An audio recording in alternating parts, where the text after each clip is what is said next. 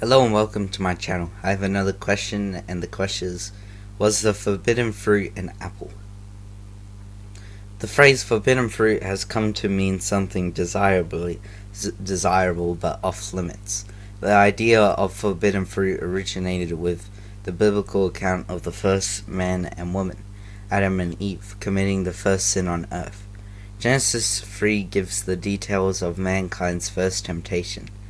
Satan, in the form of a serpent, convinced Eve that she had misunderstood God's clearly stated command not to eat of the tree of knowledge of good and evil. Satan first challenged her understanding of God's words, then suggested that she should make her own decision based on her own personal assessment that the forbidden fruit was good, pleasing, and desirable. So, being deceived and acting contrary to God's command, Eve took the fruit and ate it. She gave the fruit to Adam, who ate some too. At that moment, sin, death, and the destruction entered into God's perfect world. For centuries, people have wondered about the identity of this enticing fruit that caused so much trouble. Was it an apple, as many people assume? The Hebrew word for fruit in this passage is peri, which is the generic term for produce, results, or reward. Knowing the identity of the forbidden fruit, nowhere is the identity of the forbidden fruit given in Scripture.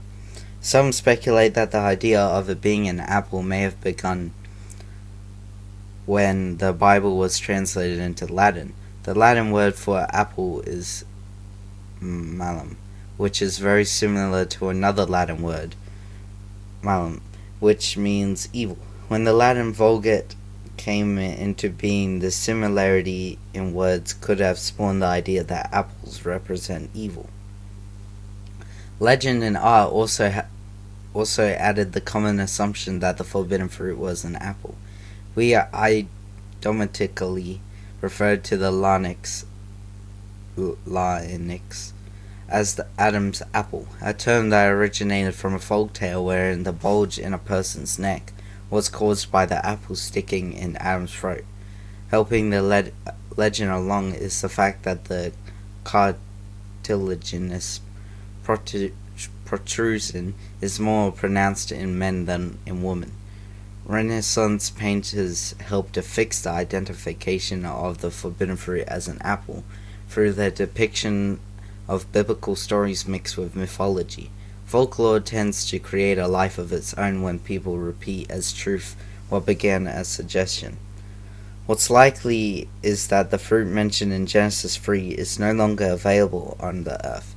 Even though the fruit itself was not evil, only the disobedience was. It seems probable that the Lord would have removed that tree and its fruit just as he eventually did with the tree of life. The Garden of Eden no longer exists, so it's reasonable to assume that the fruit involved with Eden's destruction no longer exists either. Thank you for listening to this question, and I'll see you next time.